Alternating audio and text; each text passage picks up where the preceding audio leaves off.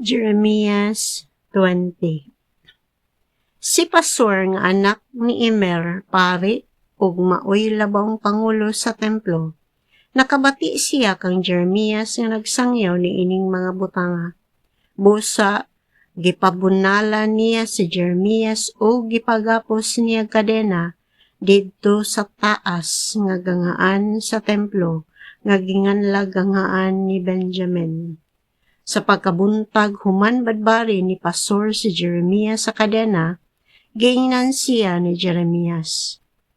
Dili Pasor ang ginganlan kanimo sa Ginoo, kundili ginganlan kag kalisang sa tanang dapit. Nag-ingon ang Ginoo, himuon ko nga kalisangan ka bisan sa imong kaugalingon ug sa imong mga higala ug makita mo sila nga pamatyon sa ilang mga kaaway pinaagi sa espada. Ipailalom ko sa gahom sa hari sa Babylonia ang tibuok Juda ug pamihagon ug bilangguon ang uban didto sa Babylonia ug ang uban iyang pamatyon. Ipailog ko usab sa ilang mga kaaway ang tanang bahandi nining syudara, ingon man ang tanang katigayunan lakip ang mga bahandi sa mga hari sa Juda ug kini panad-on ngadto sa Babylonia. Ug ikaw usab Pasor, ingon man ang imong pamilya dakpon ug bihagon ngadto sa Babylonia.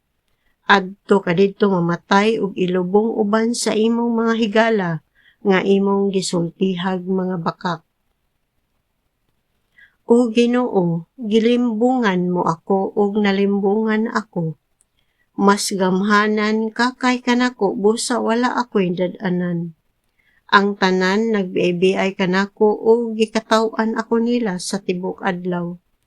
Kinahanglan gayud kung musinggit inig sulti nako, kamatay, kalaglagan. O Ginoo, gibiay-biay ug giyam-iran ako nila kanunay, kay gisangyaw ko man ang imong gisulti. Apan kun moingon gani ako nga kalimtan ko ikaw, ug dili na ako magsangyaw sa imong ngalan, bation ko nga daw kalayo nga nagdilaab ang imong isulti, sulod sa akong kasing-kasing ug kabukugan. Maluya ako pinugong niini ug dili ko nagayud kini kapugnan.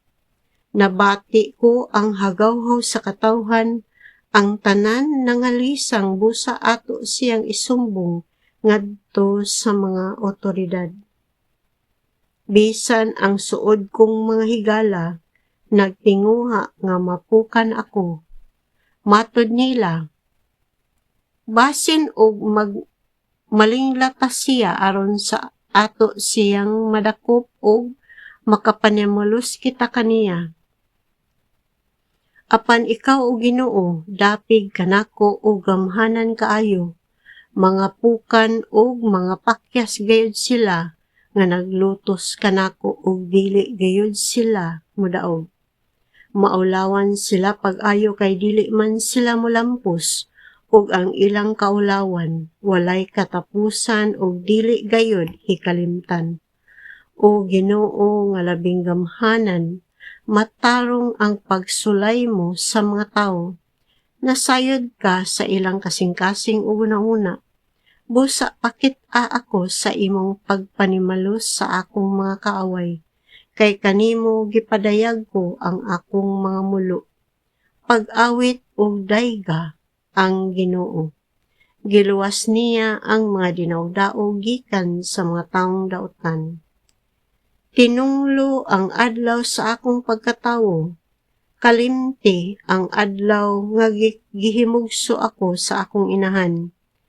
Tinunglo ang tawo nga nakalipay sa akong amahan sa pagbalita niya, lalaki ang imong anak. Mahisama unta siya sa mga syudad nga gilaglag sa Ginoo sa walay ko kaluoy. Madungog unta niya sa buntag ang mga tuaw tungod sa kasakit ug ang kaguliyang inig kaudto. Kay wala man niya ako patya sa wala pa ako matawo. Ang tiyan sa akong inahan mahimo untang akong lubnganan ug wala unta ako matawo.